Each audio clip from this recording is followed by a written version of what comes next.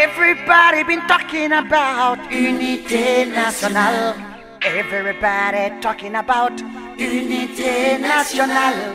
Everybody been talking about unité nationale. Bonjour Tano Kwame Augustin. Ouais, bonjour. Je vais vous présenter à nos téléspectateurs. Depuis le 4 juin 1994, vous êtes cofondateur de la section du PDCI RDA au Benelux. De 1996 à 1999, vous avez été fondateur et président de la section CNB du Benelux. Oui, exact. De 2001 en 2009, vous avez été président de la communauté ivoirienne du Benelux. C'est exact. Depuis octobre 2014, vous êtes le coordonnateur du Grand Conseil du PDCI RDA Europe 2, qui comprend le Benelux, la Suisse, l'Italie et l'Allemagne. Et vous êtes aussi membre du bureau politique du PDCI RDA. Et on vous appelle ici, dans la communauté ivoirienne, affectueusement Prési. C'est exact. Prési, ce soir, ce matin, nous allons nous adresser à toute la communauté ivoirienne du Benelux et en plus à toute la Côte d'Ivoire, parce que CI Benelux est suivi un peu partout dans le monde. Donc la première question que je voudrais vous poser, comment fonctionne le PDCI RDA ici au Benelux? Merci beaucoup, effectivement, de l'occasion que vous m'offrez à parler du PDCI RDA. Depuis, comme je vous l'avais si bien souligné, depuis la mise en place de la section du PDCI RDA le 4 juin 1994, lorsque j'ai mis cette section en place, le PDCI s'est toujours bien porté. Aujourd'hui, nous sommes en 2015, le PDCI se porte bien. Surtout que maintenant, nous sommes en coalition avec le RDA, ce qu'on appelle aujourd'hui en Côte d'Ivoire, le RADP. Donc nous nous sentons bien et le PDCI marche à merveille. Et si aujourd'hui, le parti m'a fait confiance et m'a mis ici comme coordonnateur du Grand Conseil du PDCI RDA Europe 2, c'est pour redynamiser encore le parti, apporter encore un nouveau souffle au parti. Sinon, le PDCI se porte très bien. Mais comment sont réparties les tâches entre vous et le délégué du PDCI? Effectivement, les tâches ont été réparties comme suite. Les prérogatives sont là. Le délégué représente le président du parti, qui est le président Henri Bédier. Sa mission, c'est d'animer le parti. Quant à ce qui concerne la coordination dont j'ai la haute responsabilité, c'est effectivement le vivier des cadres et les anciens du parti. Donc ma mission, j'ai une mission de complémentarité. Ma mission, c'est d'aider effectivement le délégué à animer le parti. Je peux faire des suggestions aussi avec la Chambre du Grand Conseil et également épauler le délégué effectivement à réunir autour de lui tous les anciens, tous les fils et toutes les filles du PDCI RDA. C'est ma mission, ça. Maintenant, nous allons rentrer un peu dans la chose politique. Bientôt les élections dans notre pays. Nous voyons au pays, les coordinations sont en train d'être installées et avec un président à la tête. Quand est-ce que la coordination RHDP du Benelux sera installée? En ce qui concerne la coordination du RHDP Benelux, selon les dernières informations que nous avons, cette coordination sera mise en place d'ici peu, mais c'est la décision venant d'Abidjan. Parce que ceux qui doivent installer la coordination RHDP du Benelux viennent d'Abidjan. Donc, la décision dépend d'eux. Donc, à l'heure actuelle où vous me posez la question, je ne saurais pas vous dire quand et comment cette mise en place du RHDP aura lieu. Mais la mise en place aura bel et bien lieu. Si ce n'est pas avant la fin de ce mois, ce serait plus ou moins début août. Mais il est toujours dit que nous serons informés par la direction RHDP d'Abidjan. Je voudrais savoir comment se passe la cohabitation entre vous, partis au pouvoir, c'est-à-dire RHDP, et les partis de l'opposition ici au Benelux.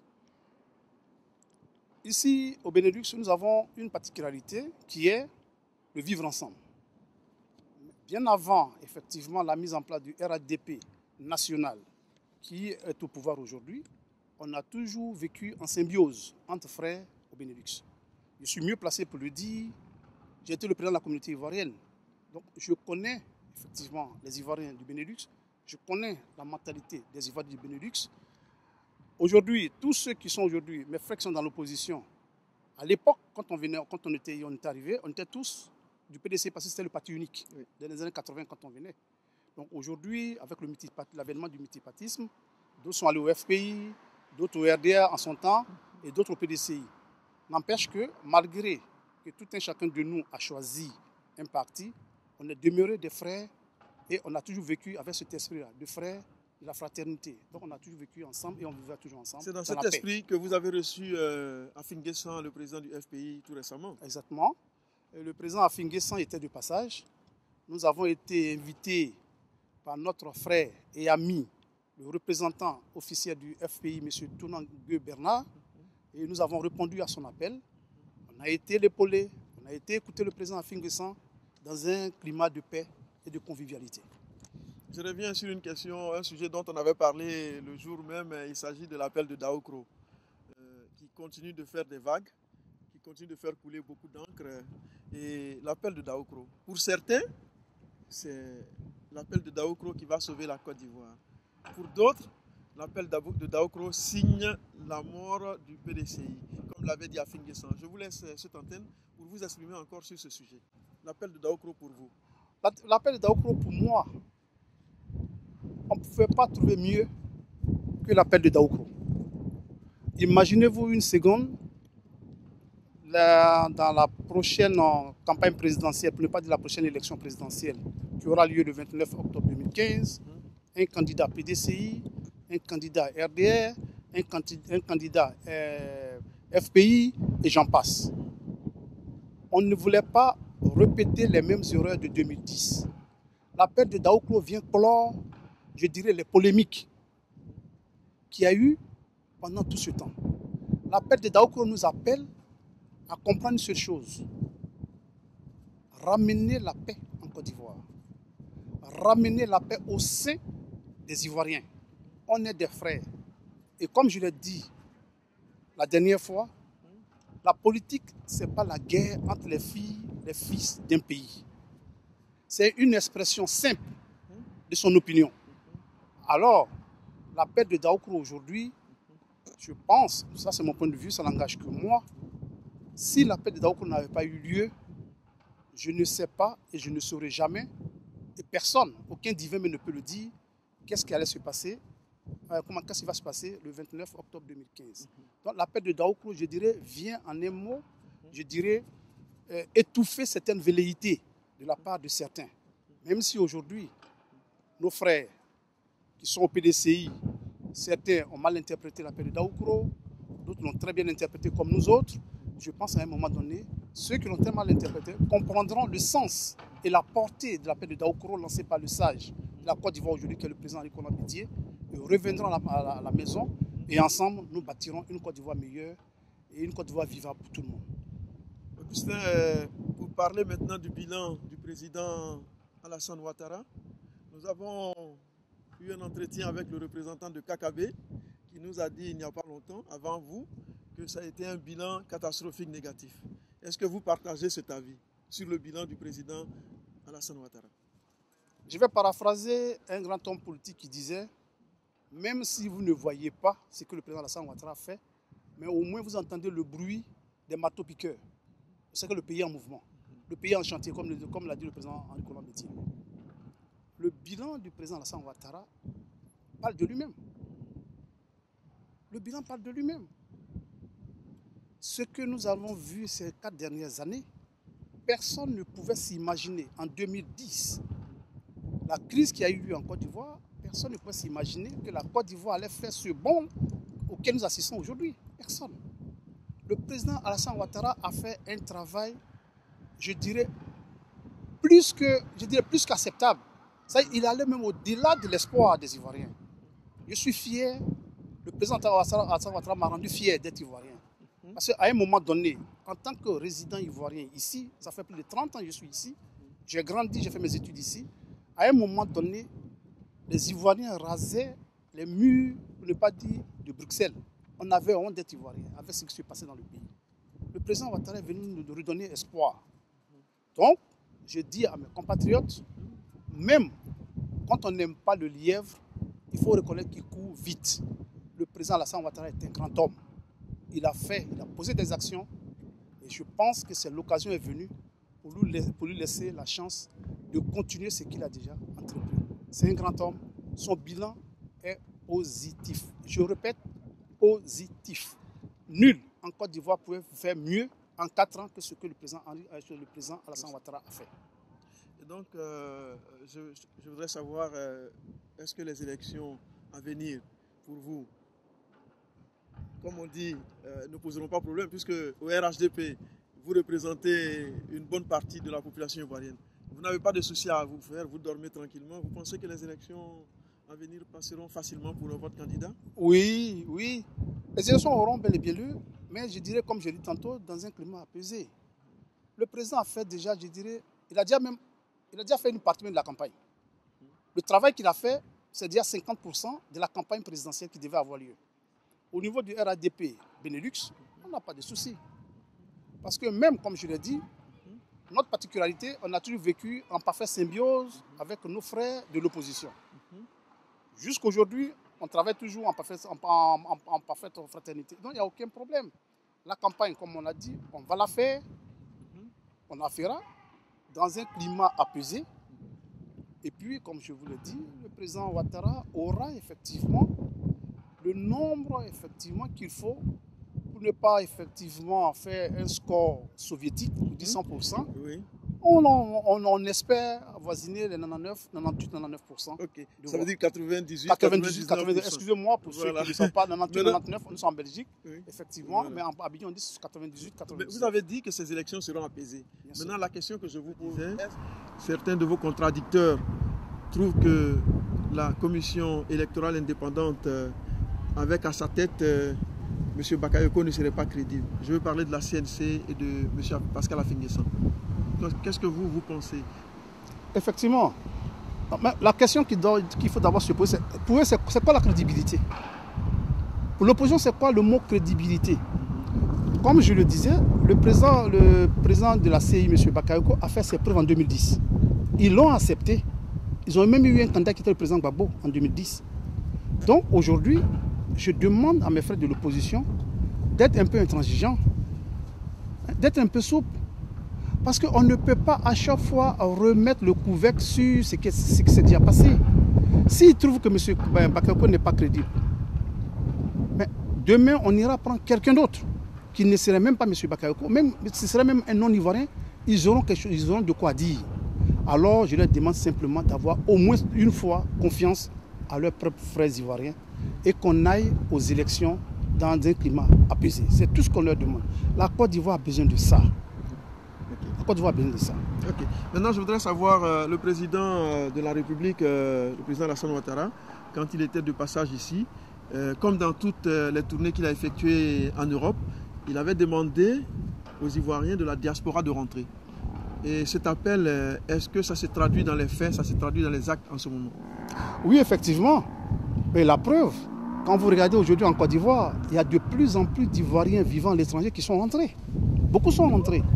Parce qu'après le mot d'ordre que le chef de l'État a lancé, on avait à un moment donné reçu une délégation qui venait d'Abidjan. On a même reçu des formulaires pour les uns, pour certains, pour ceux qui voulaient effectivement rentrer. On leur a donné des formulaires pour remplir. D'autres ont rempli et on a renvoyé ça effectivement au gouvernement ivoirien. Donc d'autres sont rentrés, même j'ai des amis qui sont au Canada qui sont rentrés, d'autres des États-Unis, d'autres de la Belgique et de la France et un peu partout. Donc le pays est à reconstruire. Chaque Ivoirien qui se sent apte à apporter sa pierre à l'édifice peut rentrer en Côte d'Ivoire aujourd'hui. D'autant plus que le gouvernement est en train de mettre en place effectivement tout un système financier pour aider ceux qui ont effectivement des projets à mettre en place. Donc je pense que c'est le moment que tout Ivoirien qui se sent apte, capable de faire quelque chose pour la nation, doit rentrer effectivement pour apporter effectivement un petit plus. Parce qu'une nation se construit par génération. Il faudrait que les gens comprennent ça. Nous sommes aujourd'hui en Belgique. En 30 ans, j'ai vu ce pays évoluer. Quand on venait, il y avait une seule ligne de métro. Aujourd'hui, le métro fait le tour de la Belgique. Chaque pays se construit à son rythme. un pays comme la Côte d'Ivoire, qui est un pays en voie de développement, se construit aussi à son rythme. Donc je demande à tous les Ivoiriens d'accepter effectivement que la Côte d'Ivoire se construise dans l'ordre et à notre rythme. Donc, je suis pour ceux qui veulent rentrer, s'ils ont les capacités, qu'ils les rentrent et qu'ils apportent un petit plus, leur savoir-faire, leur connaissance, leur expertise à la construction de la Côte d'Ivoire. Tout le monde l'a bienvenu. Okay. Vous êtes un des anciens, un des doyens de la communauté ivoirienne ici à Bruxelles. Comment se porte aujourd'hui la communauté ivoirienne ici à Bruxelles aujourd'hui? Aujourd'hui, on a fait pas mal d'efforts pour asseoir une communauté ivoirienne forte, unie et harmonieuse. Aujourd'hui, en tant qu'ancien, le constat que je fais, c'est qu'effectivement, la communauté ivoirienne, elle se porte bien. Mais, je mets un grand mais, il y a des petits soucis. Donc nous, en tant qu'anciens, notre devoir, c'est d'aider la jeunesse qui est là aujourd'hui à s'unir et créer effectivement un noyau, pour ne pas dire un ensemble d'Ivoiriens pour pouvoir vivre effectivement en parfaite harmonie. Sinon, dans l'ensemble, jusqu'à ce jour, il n'y a pas de gros soucis. C'est vrai, nous sommes des humains, la gestion des humains n'est pas facile.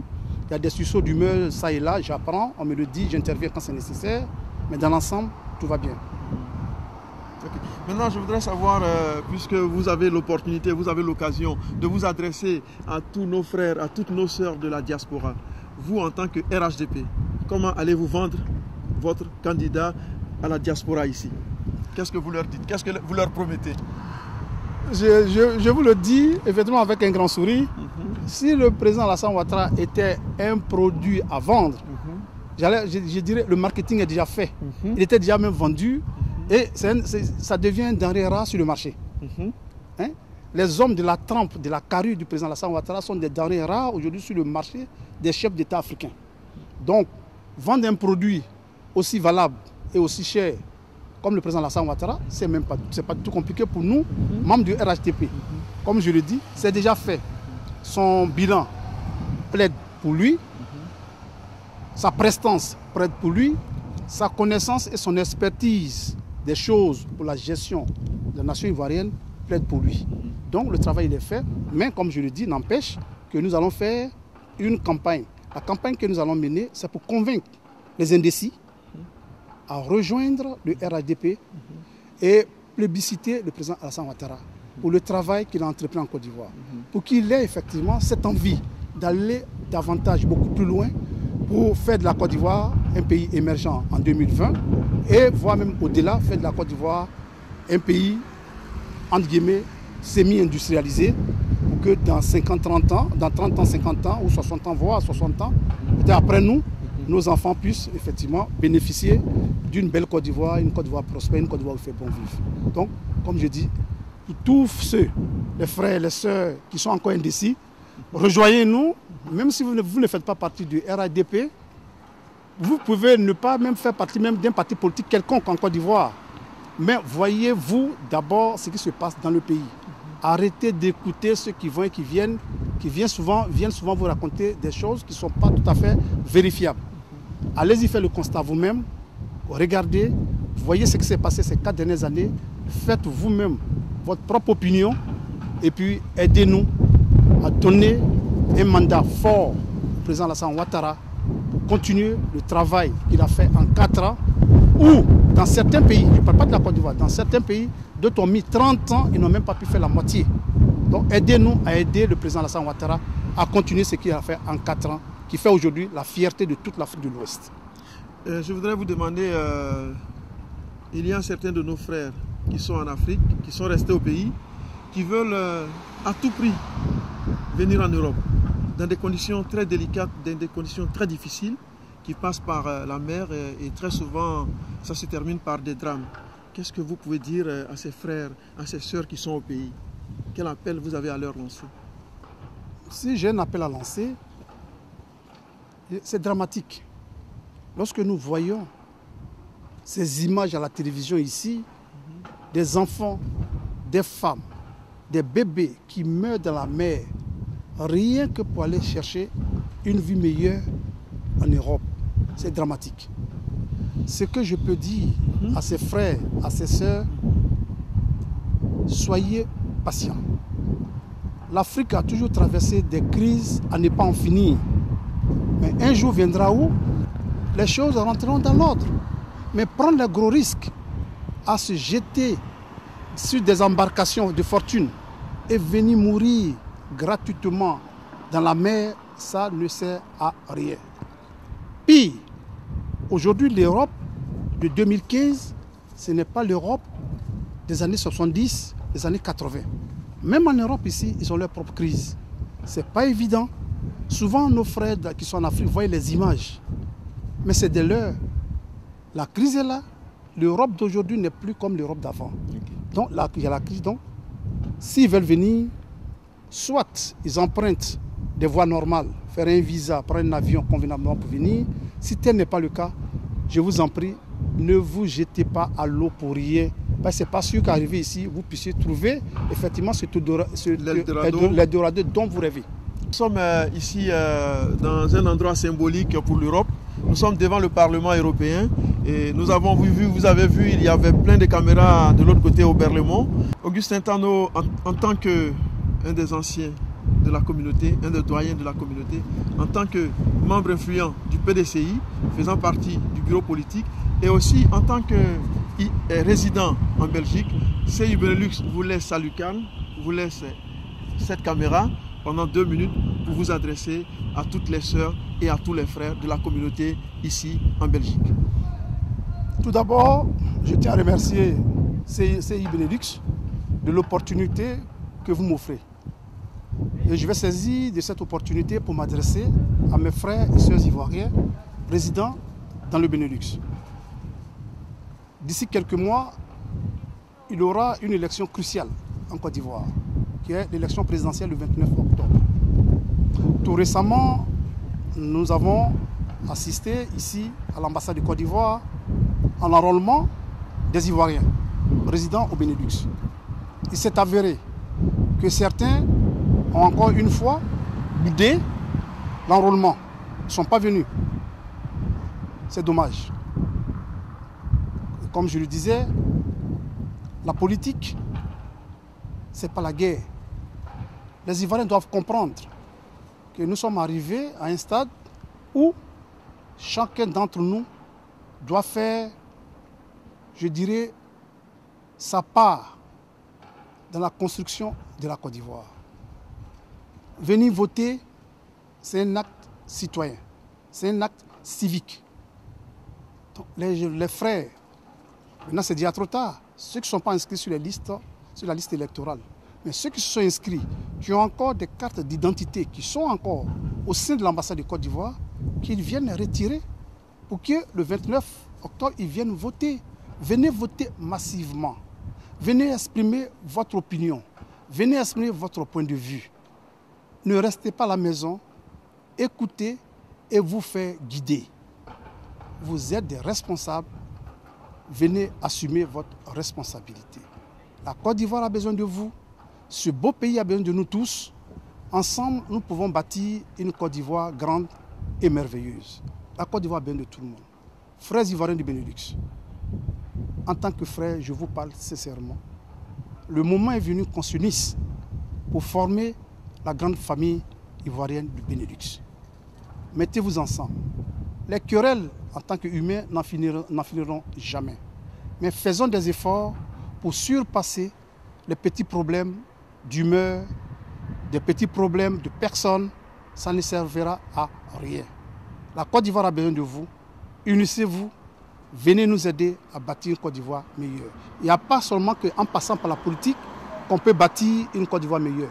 En tant qu'individu, politique, non politique, tu as ta pierre à ajouter, tu as ta pierre à apporter à la construction de la Côte d'Ivoire. La Côte d'Ivoire construit vous. Venez nous aider. Venez aider le président Alassane Ouattara. Venez aider ceux qui viendront après le président Alassane Ouattara à construire, à bâtir une vraie Côte d'Ivoire où il fera bon vivre pour tout le monde, ivoirien, non ivoirien, pour tout être, pour toute l'humanité. Je vous remercie. Merci beaucoup. Merci Augustin Tano. Au nom de Auberge Kona, je vous dis merci. C'est moi qui vous remercie. Et nous avons été très enchantés, très honorés de vous recevoir. Et donc, comme nous l'avons dit, nous allons recevoir tous les partis politiques ici en Belgique. Nous allons recevoir le représentant du RDR, celui du FPI et toutes les tendances confondues. Ensuite, toutes les personnalités de notre pays qui seraient de passage sur Bruxelles seront reçus par CI Benelux.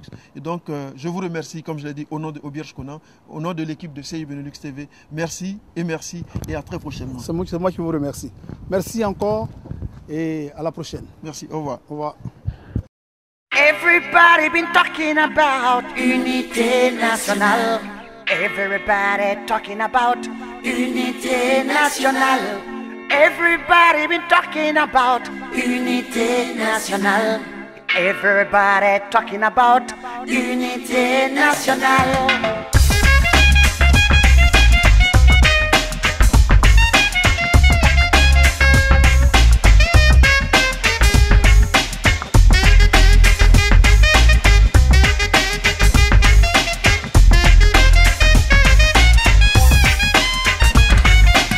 Angana fasochien, angana nyongo kele, angana nyongo jaraki, angana bana barle buku,